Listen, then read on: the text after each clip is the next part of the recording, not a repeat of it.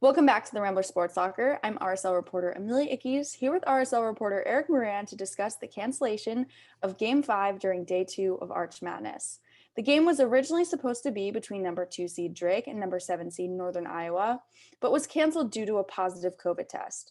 The cancellation was announced by MVC officials 30 minutes after the game was originally slated to start at 5 p.m. Eric, can you tell me a little bit more about the situation and how it unfolded?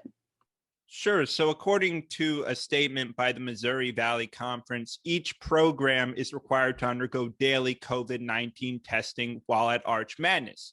A Thursday evening test showed that a member of Northern Iowa's personnel received a positive test. The Missouri Valley Conference and all the teams involved thought they would be following the same COVID policies which have been in place all season. However, unknown to the Missouri Valley Conference, the city of St. Louis had separate protocols which took precedence over the Valley's protocols. Obviously, the cancellation of this game is a huge disappointment to both teams involved, especially Northern Iowa, who has already played a game in the tournament.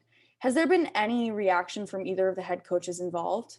Yes, so UNI head coach Ben Jacobson did an interview with WHODT. And in the interview, Jacobson said that the Valley's protocols throughout the season were that if there was a player that tested positive for COVID, but the people around the player were wearing masks and those who were deemed close contacts, that they would still be able to play. But the city of St. Louis had stricter guidelines. And because of the stricter guidelines, UNI did not have enough players to compete and ultimately had to forfeit. Now, Jacobson did say in the interview that he was very disappointed by the Valley statement and for his players. Speaking about that statement from Missouri Valley Conference officials, what exactly did that entail? What kind of details did it include? Probably the most important detail of the statement came from Commissioner Doug Elgin, who had this to say about the miscommunication.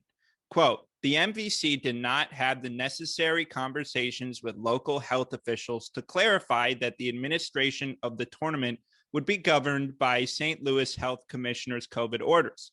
I apologize and take full responsibility for not resolving the administration of policies that are in place during this year's tournament. Obviously, the cancellation of this game caught us all by surprise. So I'm kind of curious, Eric, what is your perspective as a member of the media on how the situation unfolded? I think the thing that disappoints me the most is that the Missouri Valley Conference was able to go into a tournament unaware that they did not have the ultimate say. It's just really disappointing to see that there was this much of a miscommunication and how this miscommunication could result in something like this, having an entire team knocked out. I'm very disappointed on behalf of UNI's players, the coaches. It's just a really rough way for them to go out.